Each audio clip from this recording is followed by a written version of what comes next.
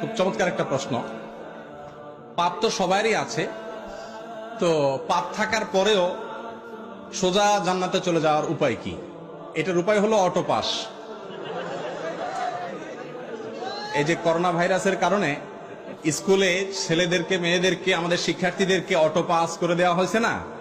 তো আল্লাহ যদি এরকম অটো পাস টাস করে দেয় তাহলে একটা সুযোগ পাওয়া যেতে পারে। কিন্তু ভাইরা আমার, আল্লাহর কাছ থেকে অটো পাসের জন্য মৌলিকভাবে দুটি শর্ত। এক, শিরক মুক্ত ঈমান থাকতে হবে।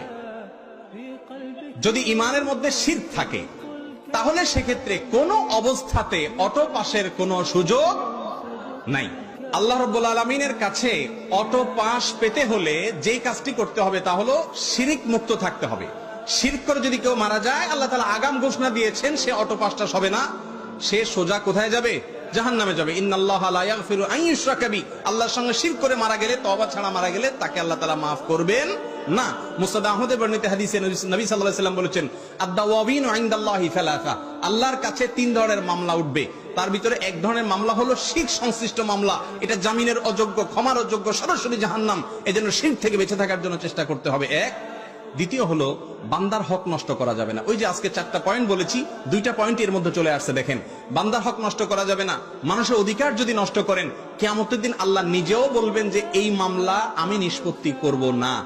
যার অধিকার নষ্ট করেছো তার কাছে এই মামলার ইখতিয়ার, তিনি চাইলে মাফ করবেন। আর কিয়ামতে কেউ কাউকে মাফ করবে না।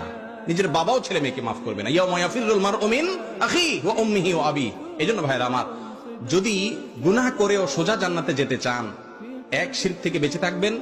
2, মানুষের হক নষ্ট করবেন না। আর 3, সর্বক্ষণ তওবাকে নবায়ন করবেন। কিছুক্ষণ পর পর বা প্রতিদিনই আল্লাহর কাছে লজ্জিত হয়ে মাপ চাইবেন এবং চেষ্টা করবেন গুনাহ ছাড়ার।